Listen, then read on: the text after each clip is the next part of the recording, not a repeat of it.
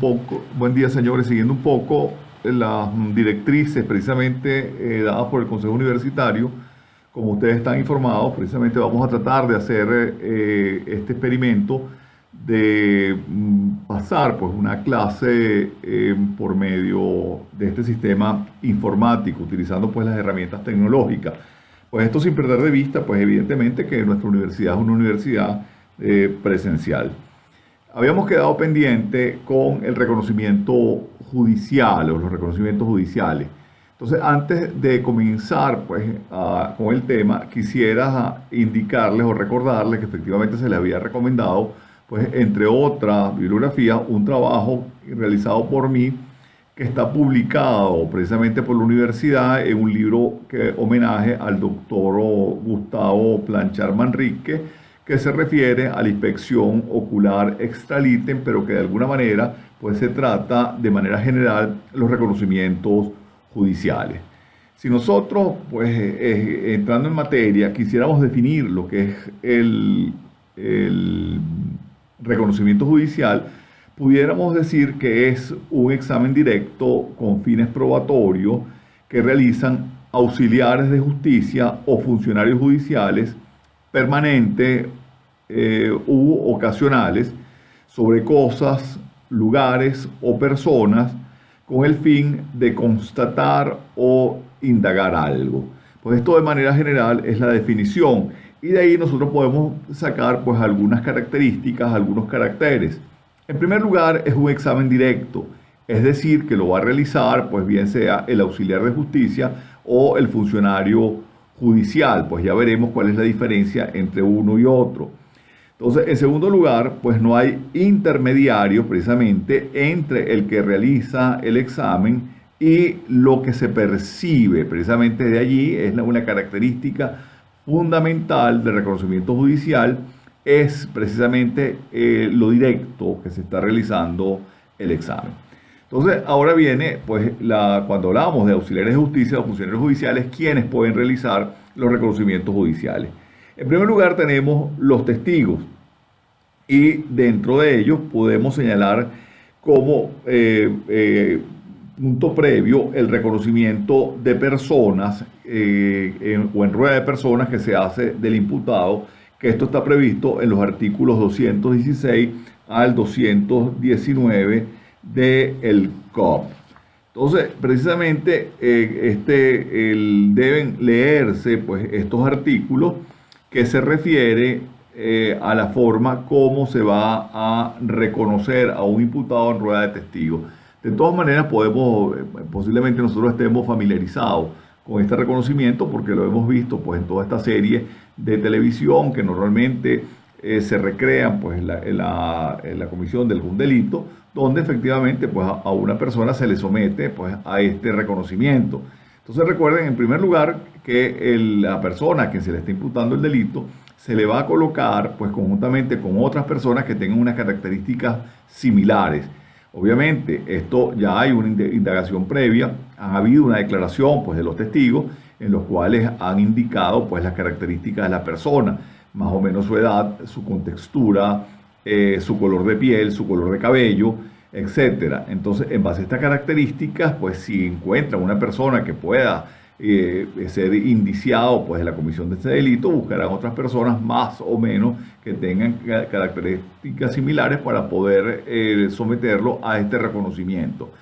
Entonces, ante ello, pues fíjense que hay una primera declaración donde se le está preguntando a las personas si efectivamente las características y segundo, pues viene la fase del reconocimiento. Este reconocimiento se hace sin que la persona que está reconociendo pues tenga contacto directo con los reconocidos. Si ella lo pueden ver a través de un espejo, de un vidrio que puede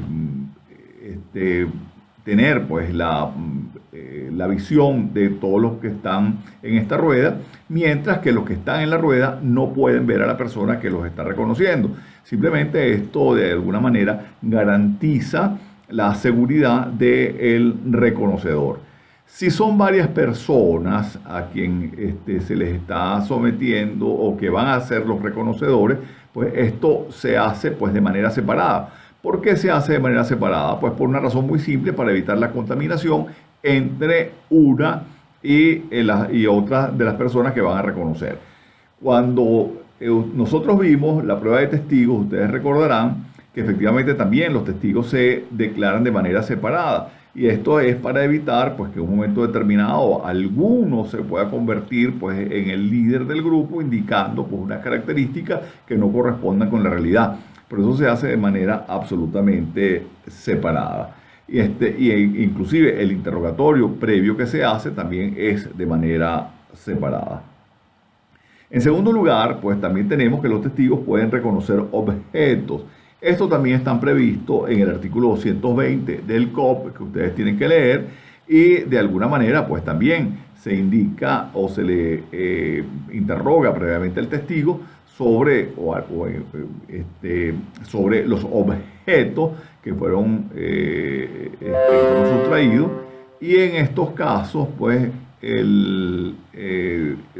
da una indicación antes precisamente de someterlo al contacto, a la visión del testigo para que pueda reconocer el objeto.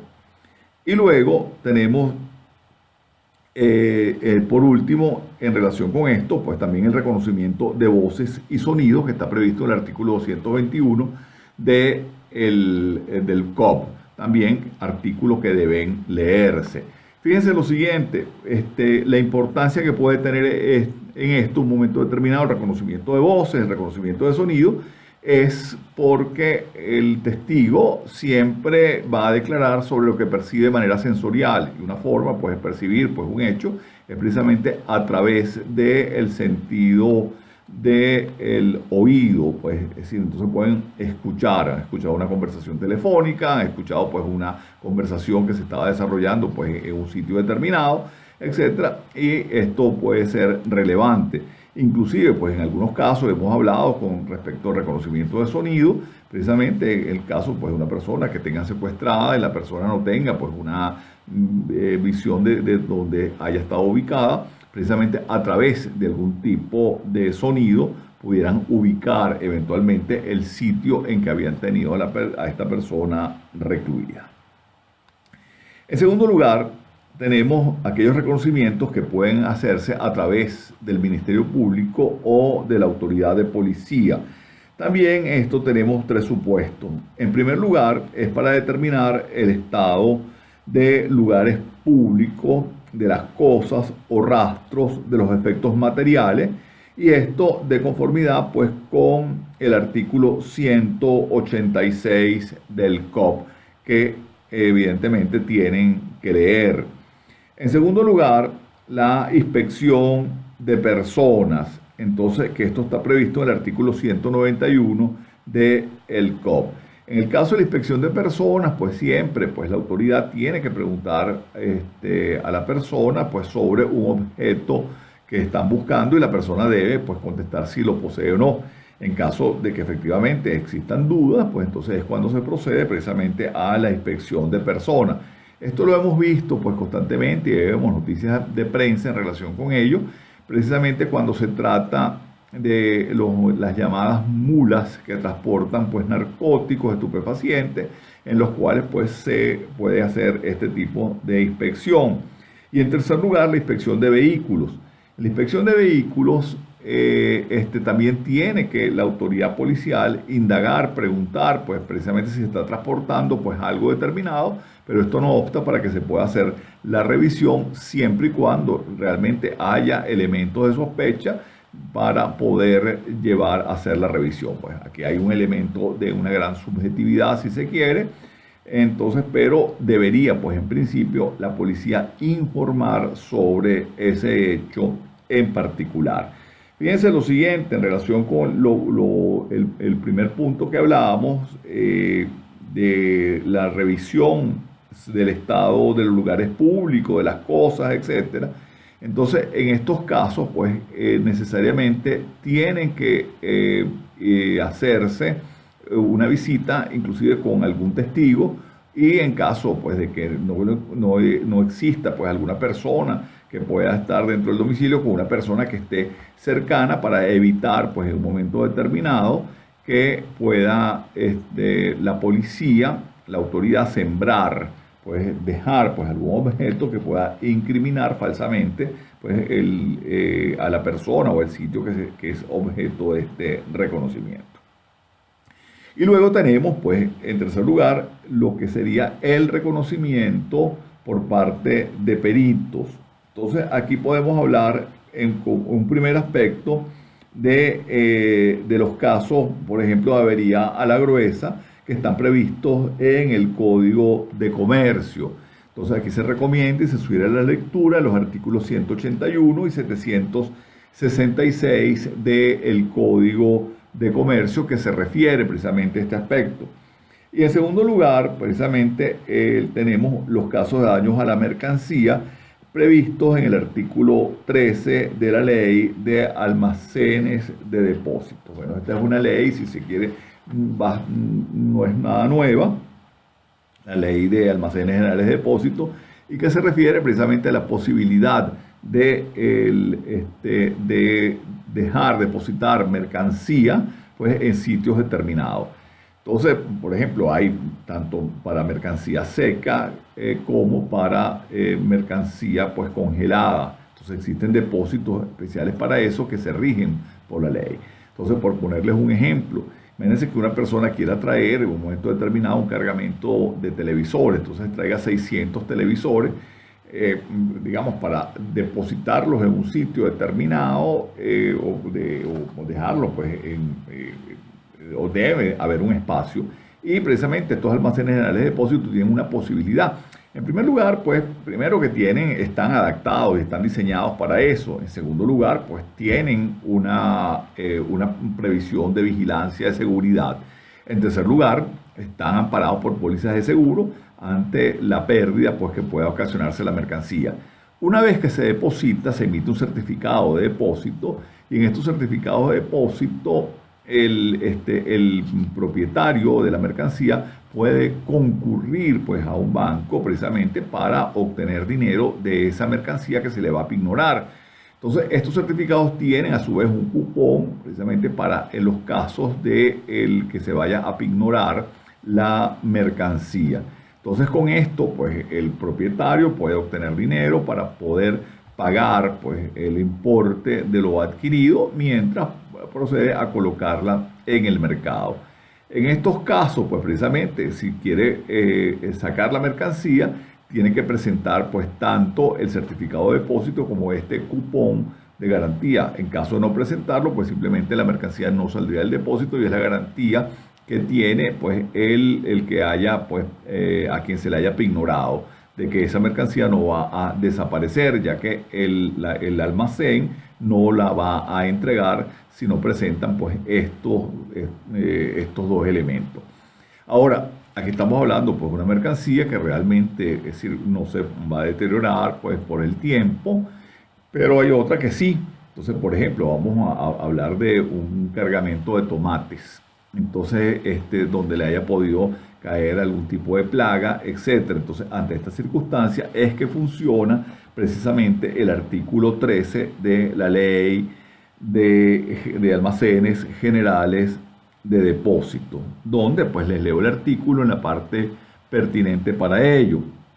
Dice, los almacenes estarán obligados a hacer practicar un reconocimiento previo de los géneros o especies depositados por un experto que nombrará el tribunal y que determinará sobre las condiciones actuales de los artículos y sobre el precio. Esto pues en el caso de que vean que existe o que puede existir un peligro de deterioro. Entonces, y con ello pues simplemente notificarán por la vía más rápida precisamente al propietario, entonces antes para que tome las medidas que sean necesarias pues para ello, y en caso pues de que esto no aparezca, entonces pueden hacerlo vender en subasta pública precisamente para evitar pues una mayor pérdida.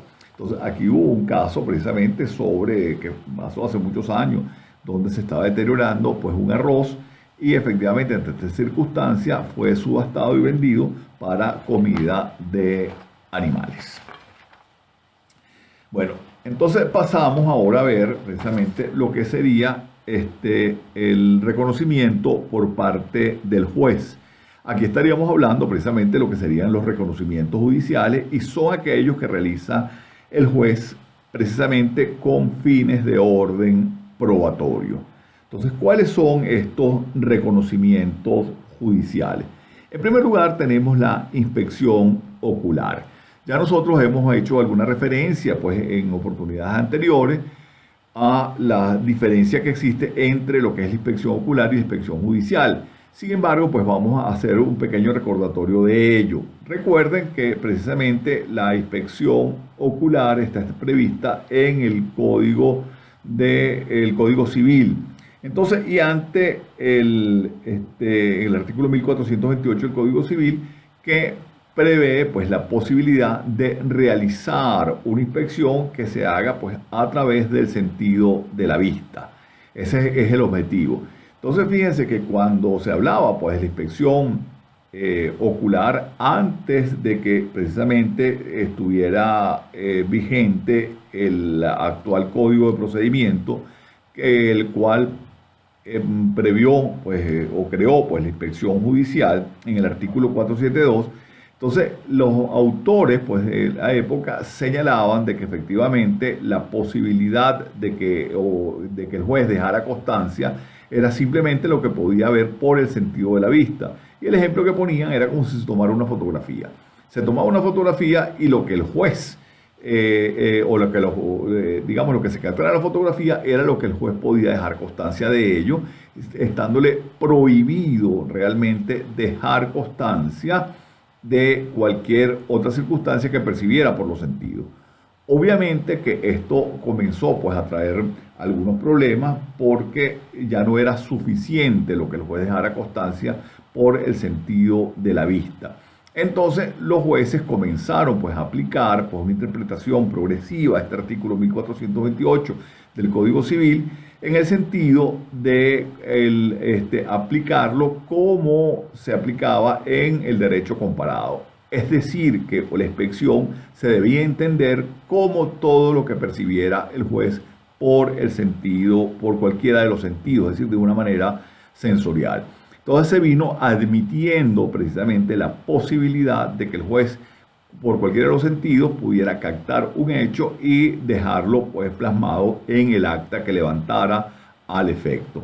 Por supuesto que cuando se promulga el vigente Código de Procedimiento Civil, que se establece pues, la inspección judicial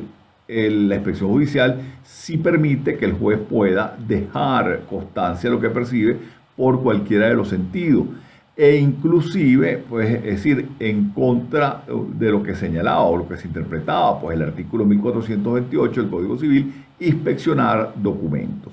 Entonces, fíjense lo siguiente, que ya no tendría sentido, pues, que efectivamente se aplicara esta interpretación extensiva a la inspección ocular que se le daba antes, porque existe una prueba que la suple o que prevé esa posibilidad. Por ello, si en un escrito de promoción de prueba el abogado se equivoca y promueve una inspección ocular en lugar de una inspección judicial, tendría pues la traba de que efectivamente el juez solamente podría dejar constancia de lo que percibe por el sentido de la vista y más nada.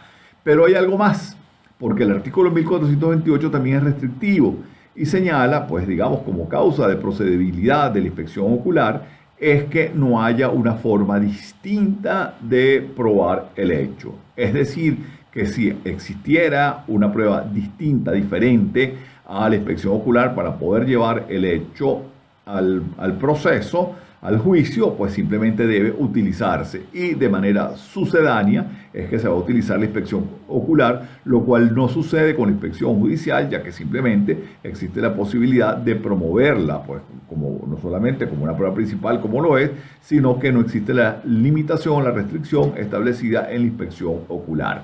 Evidentemente que dentro de la inspección judicial, pues está incluida la inspección ocular. Es decir, si se promueve una inspección judicial, que el juez puede dejar constancia de lo que percibe sensorialmente por cualquier sentido, evidentemente también va a poder dejar constancia de lo que percibe por el sentido de la vista. De allí, pues realmente, pues la diferencia fundamental entre una y otra. Nosotros habíamos señalado de que en la inspección judicial el juez podía dejar constancia, pues, o inspeccionar o examinar documentos. Aquí existe una discusión doctrinaria. ¿Cuál es el alcance de ello? Porque para algunos dicen que esto no es posible, que el juez a través de una inspección judicial compulse un documento, porque para ello existen las copias certificadas de conformidad con el artículo 429 del Código de Procedimiento Civil, en concordancia con el artículo 1384 del Código Civil. Entonces, hay un sector de la doctrina que opina pues, que efectivamente la ley, la norma no hace pues, ninguna distinción ni tiene una restricción en relación con ello, y en consecuencia pudiera dejarse constancia del contenido de un documento mediante una inspección judicial. Para otro sector dicen que esto no es así, no se puede interpretar de esta manera, ya que se debe referir precisamente a el estado del documento. Es decir, y eso es la intención del legislador. Realmente, pues es decir, si nos vamos a los aspectos prácticos, hemos visto que se ha interpretado pues de ambas maneras y no tenemos una solución definitiva en relación con ello. Lo cierto es de que efectivamente, es decir, que para aportar una prueba documental al proceso es necesario que se acompañe el documento original o que sea una copia certificada, tal cual como lo exige el artículo 429 del Código de Procedimiento Civil. Asimismo, pues en tercer lugar, pues tenemos como otra de las manifestaciones de los reconocimientos judiciales la confrontación. Entonces, la confrontación está referida precisamente, como su nombre lo indica, a comparar, es decir, dos documentos. Realmente esto en el fondo lo que se está haciendo es una inspección sobre el documento para determinar pues, que los dos documentos son iguales. Y esto se está refiriendo, por ejemplo, cuando se expide una copia certificada y la copia certificada no se corresponde precisamente a la realidad del original, porque hubo un exceso o una emisión por parte del funcionario que expidió la copia, pues simplemente el juez se traslada hasta la oficina de ese funcionario con la copia certificada expedida, le exige que le presente el original, lo confronta, se da cuenta si hay alguna omisión, caso en el cual entonces le ordena que precisamente expida una nueva copia certificada, subsanando pues la omisión, o si hay un exceso, pues que simplemente se suprima el exceso y expida una nueva copia certificada, precisamente que sea fiel, un reflejo fiel exacto del original. Y esto está previsto en el artículo 1385 del Código Civil. Entonces, se me había pasado por alto lo que es la inspección ocular extralitem, que era precisamente parte del material que se les había mandado pues, a leer o se les había sugerido que leyeran. Entonces, la inspección ocular extralitem, precisamente como su nombre lo indica, pues se hace antes del juicio, antes del proceso. Entonces, y esto es una especie o una forma de un retardo perjudicial, que el cual ustedes conocen. Y esto se da ante la circunstancia de que un hecho pueda desaparecer o modificarse con el tiempo. Esto está previsto precisamente en el artículo 1429 del Código Civil, entonces en concordancia con el 938 del Código de Procedimiento Civil. Realmente esto debe proceder ante esa circunstancia, precisamente que un hecho pueda desaparecer o modificarse con el tiempo, lo cual va a determinar pues, el juez simplemente por su máxima experiencia.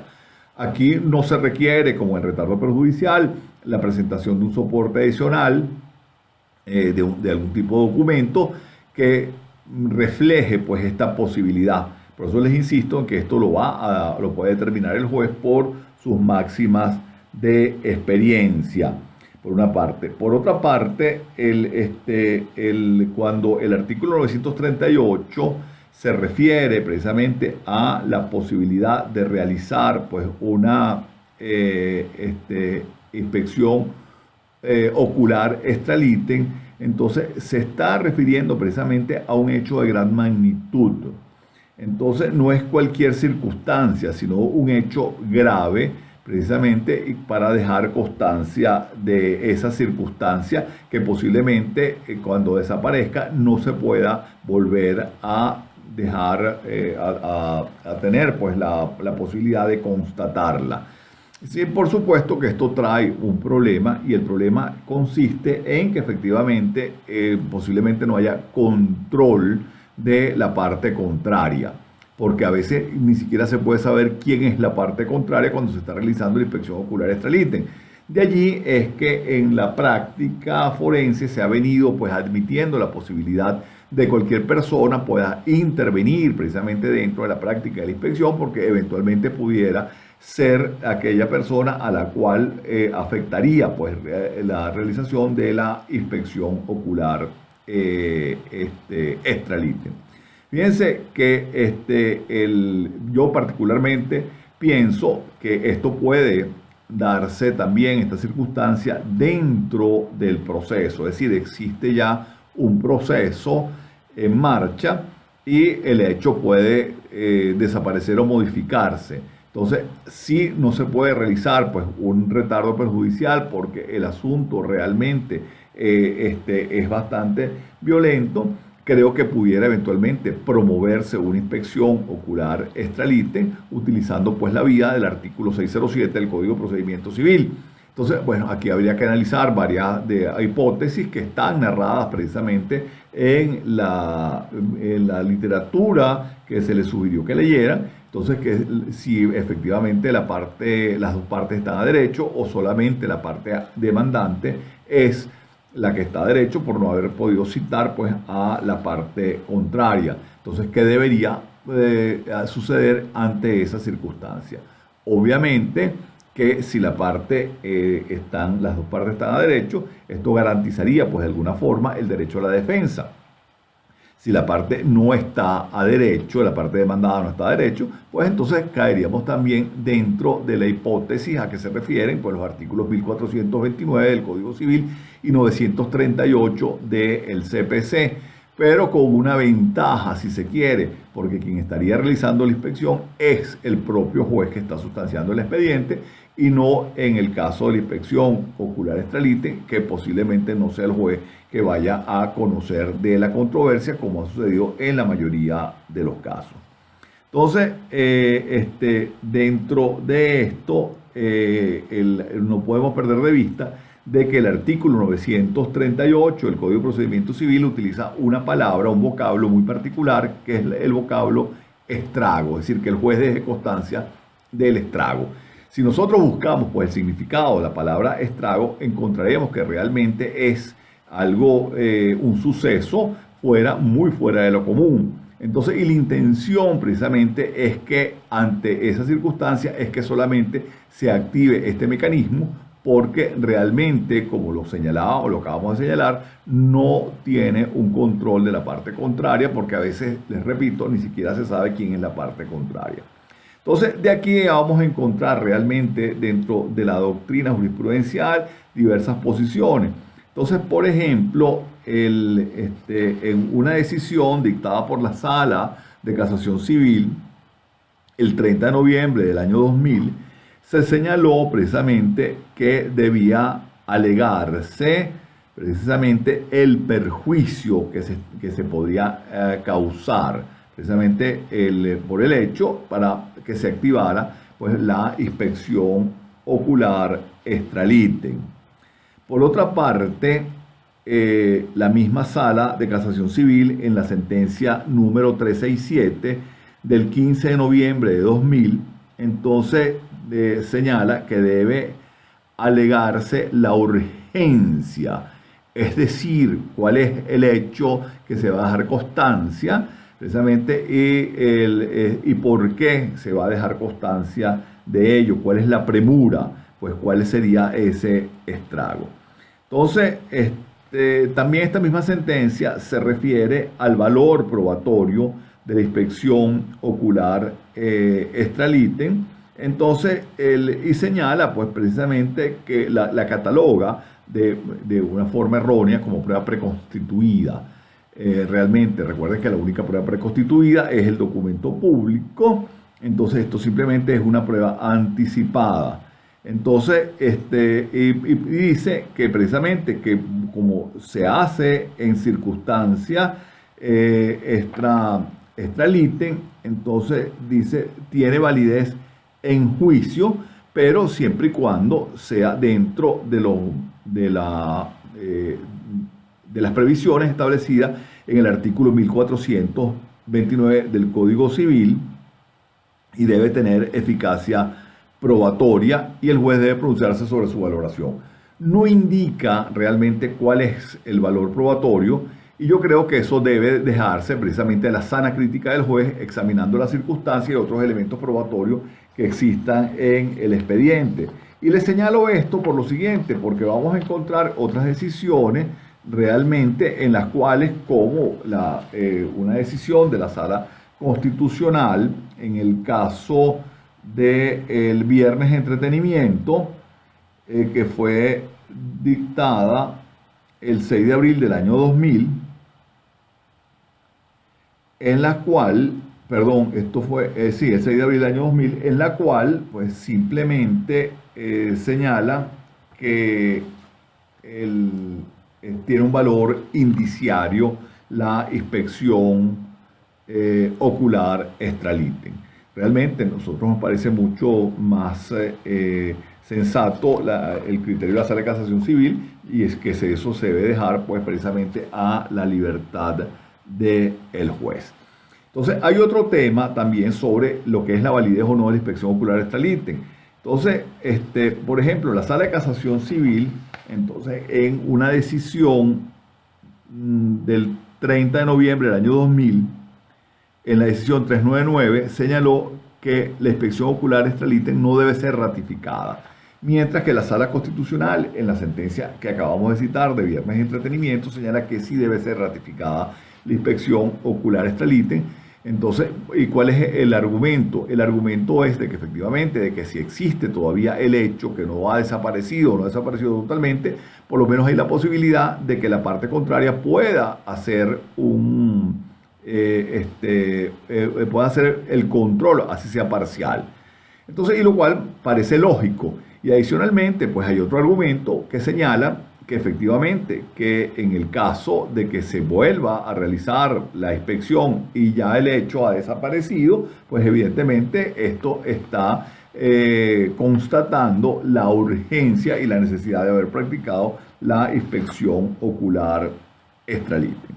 También se puede pues, traer a colación la sentencia de la Sala de Casación Social sobre este punto del 3 de mayo de 2001, la sentencia 071, entonces en lo cual precisamente se refiere a la evacuación antes del juicio de la inspección. Ellos hablan de inspección judicial, pero realmente es una inspección ocular. ¿Y cuándo sería procedente dicha prueba? También, pues, una decisión de la Sala Político-Administrativa de fecha 27 de noviembre del 2001, la sentencia 2814, entonces, que se refiere a lo que se puede hacer constar, pues, en la inspección, entonces, y se refiere precisamente al aspecto de los documentos y las personas. Hay un aspecto que lo he dejado, pues, a propósito para este momento, que está referido en la sentencia de Viernes Entretenimiento. En esta sentencia, la Sala Constitucional, a mi modo de ver, de manera totalmente pues, incorrecta, entonces señala que en el caso pues, de que efectivamente no esté persona alguna en el sitio donde se va a realizar la inspección ocular, precisamente el juez puede ordenar pues que se ingrese al proceso, se ingrese al sitio y realizar la inspección ocular. Realmente esta es una decisión bastante peligrosa. Hasta este momento los tribunales no la han aplicado, afortunadamente. ¿Por qué les digo que es peligrosa? Realmente porque aquí se puede estar violando derechos de orden constitucional, como serían los derechos a la intimidad, como sería el derecho a la personalidad. Es decir, que un juez, por ejemplo, vamos a imaginarnos, entonces ordene abrir una caja de seguridad que mantenga una persona en un banco, en la cual pues tenga cuestiones que sean realmente muy personales y que, no, y que estén vinculadas pues con algunos elementos que esta persona pues quiera mantener pues en un momento determinado bajo un sigilo, bajo un secreto. En consecuencia, pues yo creo que es realmente muy peligroso. Entonces, y creo adicionalmente que la única forma de ingresar pues al domicilio es con una orden judicial, pero dictada por un tribunal competente.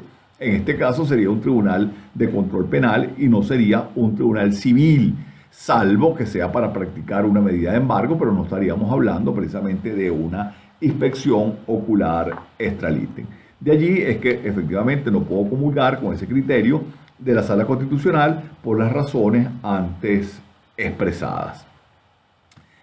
Luego tenemos finalmente como una manifestación de lo que serían los reconocimientos judiciales, sería la reconstrucción del hecho.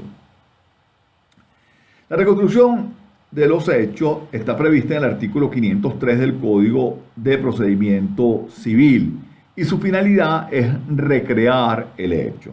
Recuerden que ya en varias oportunidades les he comentado y les he señalado que efectivamente la historia no se repite.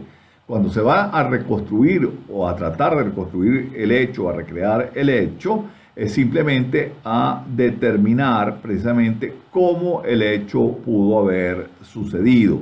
Entonces, y este hecho se puede reconstruir, bien sea con las propias partes, puede ser con testigos o puede ser con terceros, actores que se contraten para ello. Entonces, se va a dejar constancia, pues en la oportunidad en que se vaya a hacer la reconstrucción del hecho, del resultado, precisamente no de lo que sucede, les repito, porque realmente el hecho no puede históricamente repetirse. Las circunstancias de modo, tiempo, lugar son distintas. Las personas pues, que están actuando quizás no estén constreñidas por el mismo estado de ansiedad, de angustia o de relajamiento de las personas pues, con las cuales sucedió el hecho en la oportunidad que corresponda. Entonces, realmente dentro de lo que es el procedimiento civil, yo nunca he visto que se haya promovido una reconstrucción de hecho. Pero ahí no se puede perder de vista de que efectivamente cuando la solicitud la hace una parte, va a hacerla de acuerdo pues, a su visión de las cosas. Y yo creo que en ese caso la parte contraria tiene la posibilidad de observar, porque puede ser que la otra parte haya cometido exceso o haya incurrido en omisiones, con los cuales pues simplemente deberían subsanarse de esa manera. Y luego pues el juez ordenar pues que se haga de acuerdo pues con lo que exista en auto y de acuerdo con la petición de las partes para determinar, les repito, entonces para dejar constancia del resultado de ello. Entonces hay un autor que habla sobre este particular que realmente a mí me agrada mucho, que es de Lepiani, que se refiere precisamente a lo que sería el aspecto de la reconstrucción del hecho. Es decir, encuentro por aquí lo que dice de Lepiani con respecto a ello, porque se está refiriendo precisamente de una manera metafórica a cómo debe reconstruirse o cómo debería realizarse el hecho. Entonces dice de Lepiani lo siguiente: es de advertir que al hablar de reconstrucción no se trata propiamente de una operación material, sino ideal o mental o quizás figurada. Entonces dice de Lepiani, para ello puede servir un ejemplo que es citado por él, que es la actividad que desarrolla pues, un paleontólogo, que suele aprovechar diversas piezas análogas de un animal, completando las unas con las otras para formar el esqueleto entero de ese ser.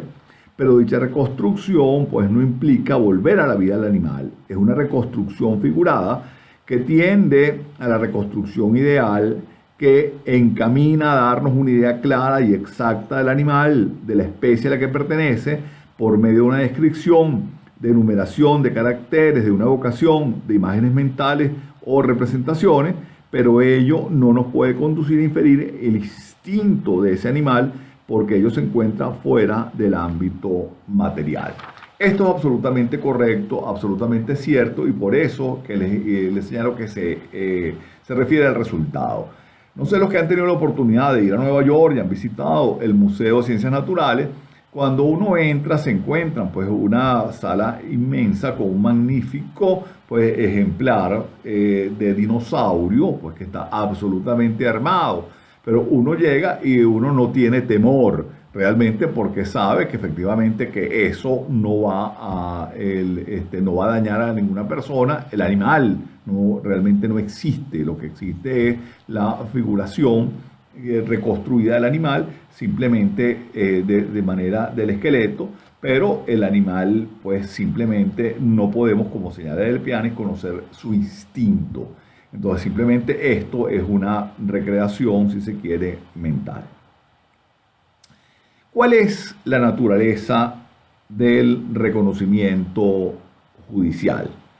Pues bueno, de acuerdo a nuestra legislación, pues simplemente no hay duda, es medio de prueba.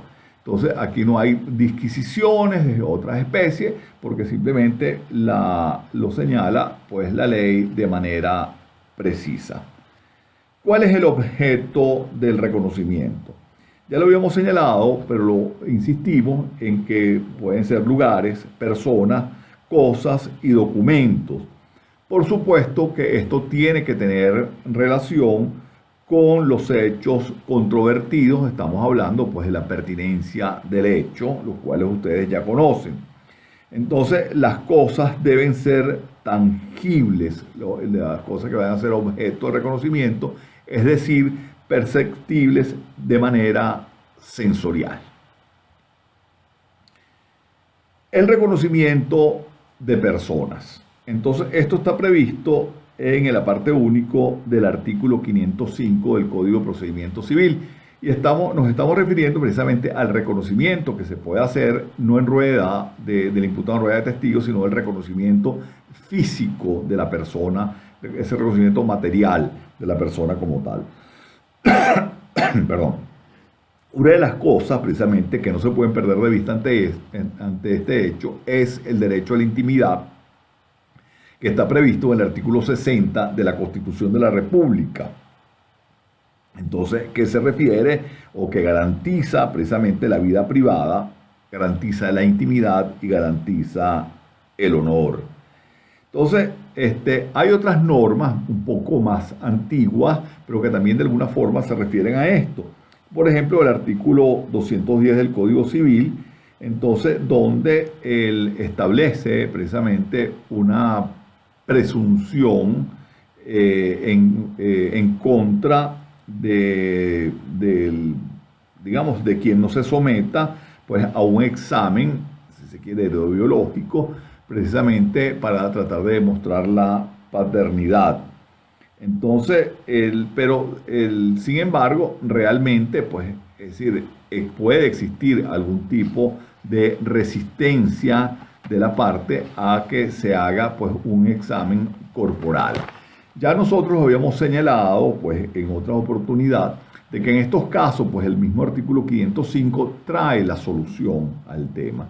Y es que deja de alguna forma la posibilidad de que el juez saque las conclusiones, pues que su prudente arbitrio así lo determine, es decir, ante la negativa de una parte de colaborar en el desarrollo, el desenvolvimiento de una prueba.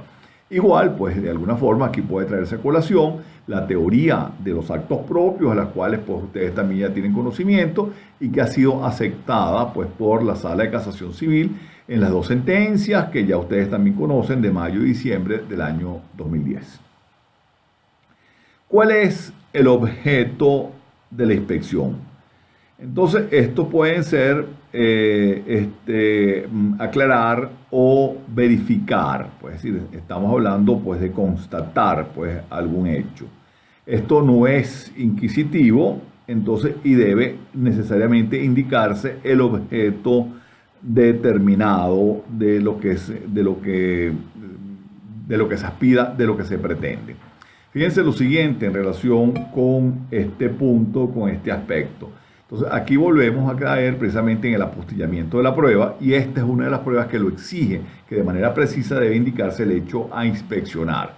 Por eso es que la doctrina, tanto jurisprudencial como autoral, ha venido negando pues, el aspecto de que efectivamente se deje un particular abierto, de que después que se señalan cuál es el objeto que se persigue con la inspección, se diga cualquier otro,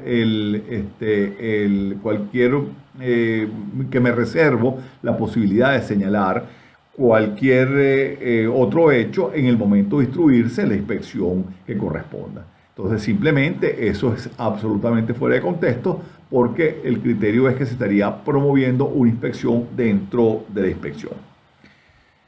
Ya finalmente, para finalizar, pues vamos a revisar los requisitos de existencia y de validez de la inspección. En primer lugar, entonces, como requisito de existencia, que sea practicada por el juez. Es decir, esto es necesario pues que el juez sea el que directamente aprecie el hecho.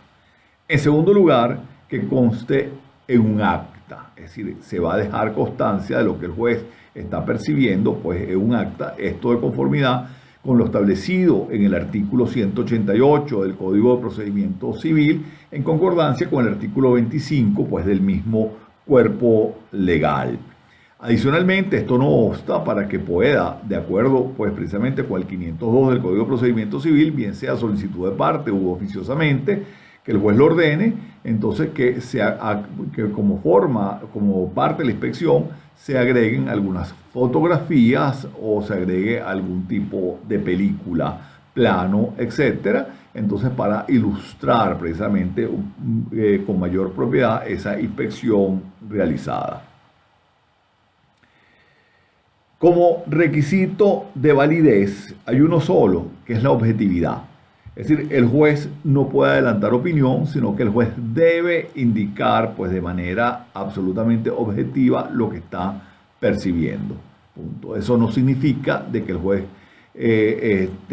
no pueda pedir el auxilio de prácticos o de expertos en un momento determinado, precisamente para poder cumplir con una mayor precisión precisamente el objeto de la inspección. Pero simplemente para eso, para ilustrarse. Es decir, aquí no se va a adelantar opinión, ni es tampoco una experticia lo que se está realizando. Finalmente, ¿quiénes son las personas que intervienen en la inspección? En primer lugar, el juez, como ya lo habíamos dicho, el secretario, a veces se nos designa un secretario ad hoc, un secretario accidental. Por supuesto, las partes que asistan a realizar la inspección y los prácticos ocasionales, como hicimos referencia con anterioridad. Bueno, con esto, pues simplemente hicimos pues, una exposición sobre lo que serían los reconocimientos judiciales que ustedes deben completar pues, con la normativa citada, así como con la literatura que se les ha sugerido.